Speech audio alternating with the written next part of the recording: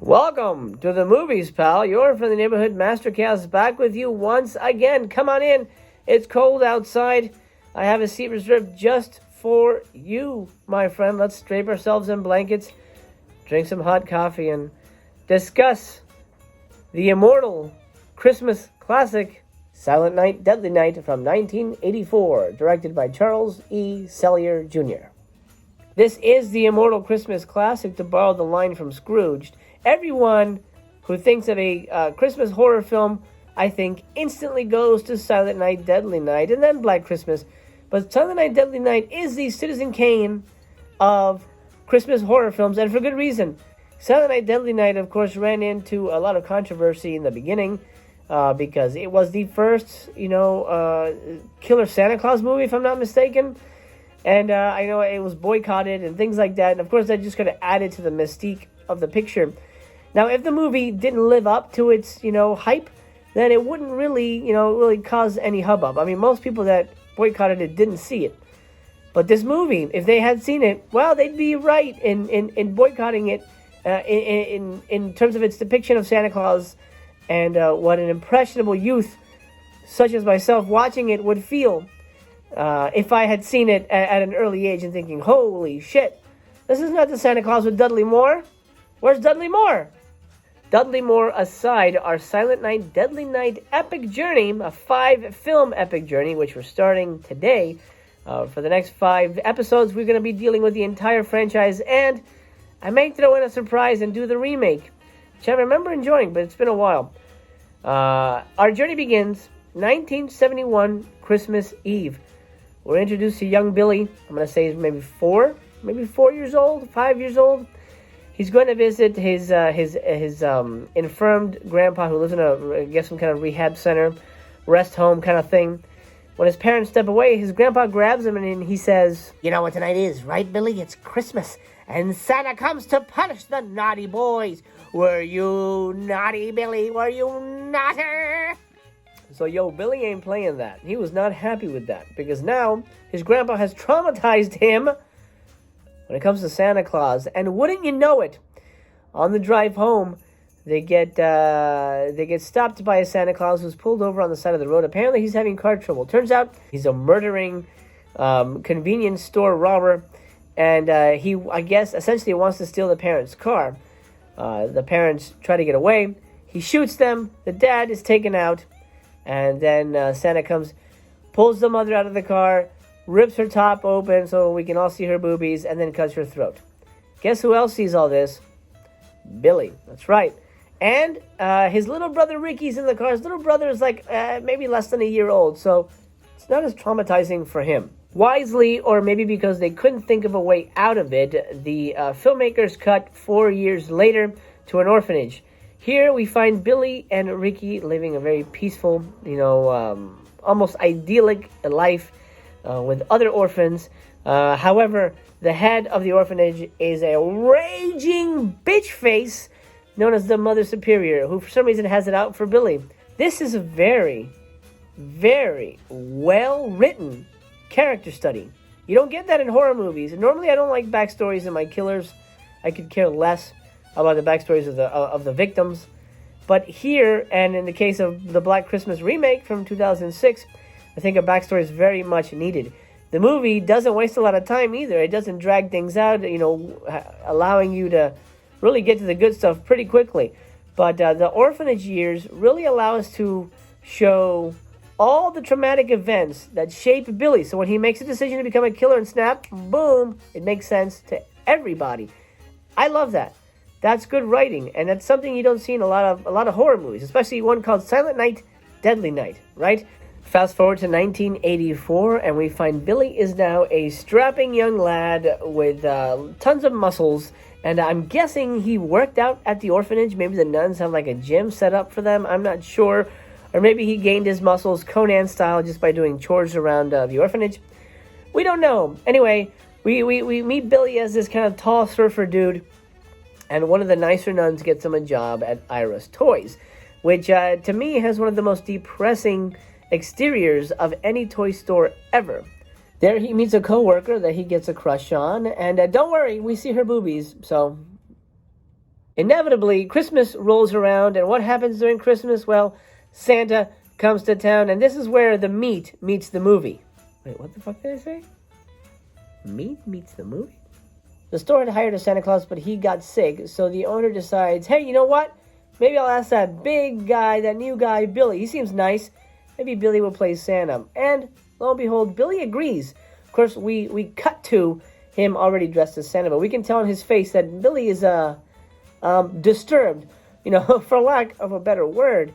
Now, you can also tell, and maybe it's just the way the actor plays, it's just the look on his face, but you can also tell the character's thinking, you know what, maybe this might be good. This might be therapy. This might allow me to break through this phobia I have about Santa Claus. So, he dons the mantle, and it goes relatively well. Store closes. It's party time, right? Everybody starts to get drunk. Billy's there. He doesn't really drink. He lives in an orphanage to this day, apparently. And he has his first few drinks, and he sees the coworker he likes, the girl, get taken away by another coworker. This kind of jerky dude. He follows them, and he watches her get essentially raped. This triggers him, of course, because he's being naughty. And essentially, they're both being naughty. And what do you do to naughty people? Well, you punish the hell out of them. And the movie hits the ground running. Now, I want to say this movie doesn't waste any time with that, and I appreciate that very much. It's 34 minutes into this hour and 25-minute movie that he's wearing the suit. And from that point on, boom, we have 13 kills in Silent Night, Deadly Night Part 1. And they're all pretty fantastic kills. Very graphic, great gore gags. As a matter of fact, my favorite kill is the one that happens about halfway through into the movie. And I think you'll know what I'm talking about. This is the introduction of Linnea Quigley's character, who quickly makes an exit. But she leaves a memorable impression because she's basically topless the entire time. And she gets speared by antlers. So that is my favorite kill in Silent Night, Deadly Night. Really great scene. She does a great job. She's always a good person to watch. Not just because she's naked all the time, but she's just really magnetic on screen. And she leaves a lasting impression. And she even shows up in the second one. We'll talk about the second one next time. Boy, oh boy. There's also a ton of nudity in this movie, which is nice. It's nice. It's nice to have nudity. Almost every girl, almost every girl in this movie gets naked, except for the nuns, which, I mean, it's not a perfect movie.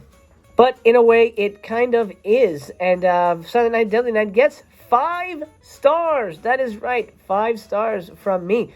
Silent Night, Deadly Night is the quintessential Christmas horror film. 100% hands down, nothing tops it.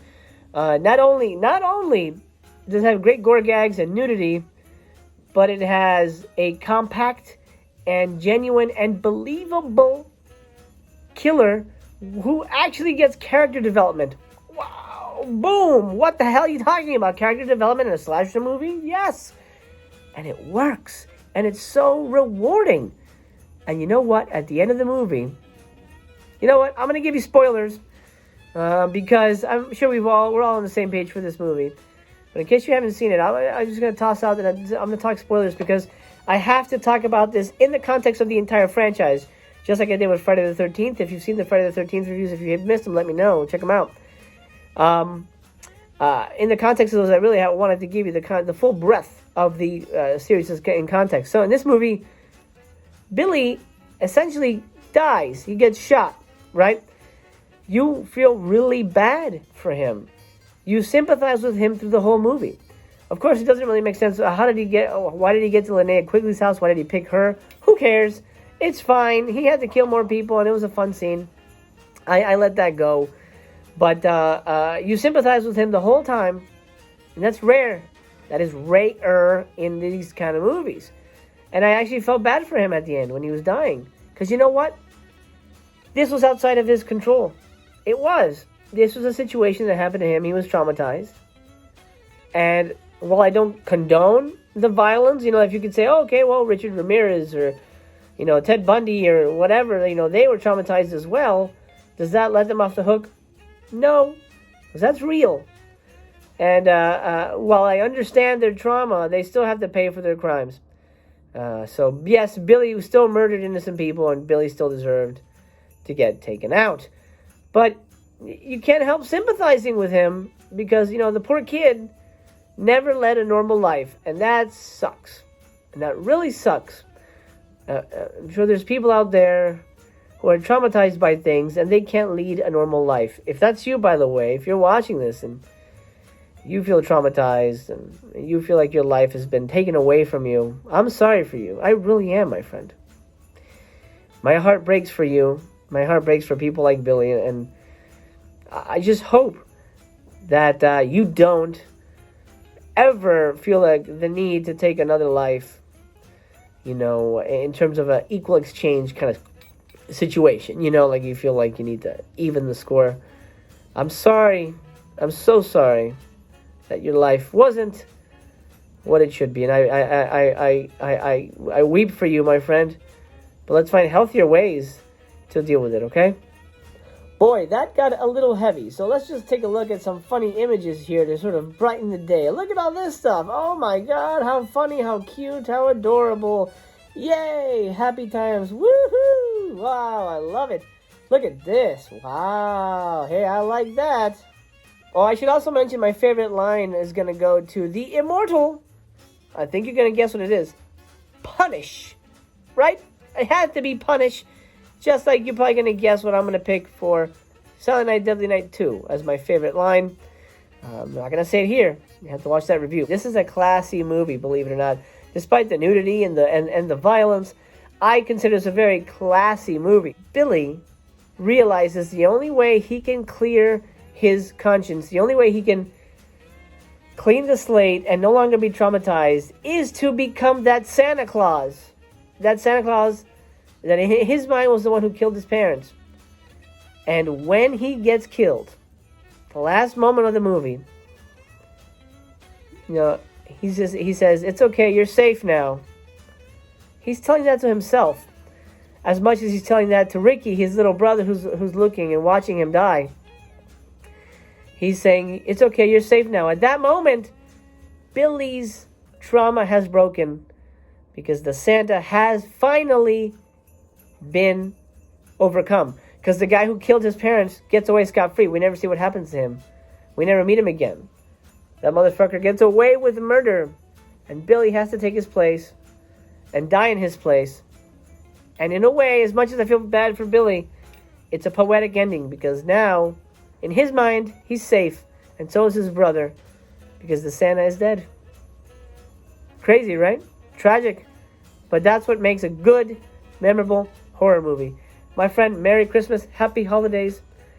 I hope you're having a wonderful time. Thank you so much for joining me. I appreciate you being here. That really means the world to me, to have you here, to have your ear, to share some movie love with you. Please let me know in the comments if you like this movie or if you don't like this movie. I value your opinion. Two-way street, two-way conversation here. Your opinion is just as valuable as mine, and I'd love to hear it. I really would.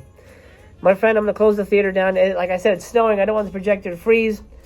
So I'm going to send you on your way, but I'll see you tomorrow. I hope I do. Okay, my friend. We'll talk soon. While you're at it, check out another one of my Christmas reviews if you haven't done so yet. I'm going to leave one down below. Go check it out, or check out any other of the Master Chaos theaters. We're pretty deep into these, so yeah, most likely you've missed one. Hopefully you'll catch up soon, and we can continue the journey together tomorrow. Silent Night, Deadly Night 2. Stay tuned. Remember, I am your friendly neighborhood Master Chaos, and I love you.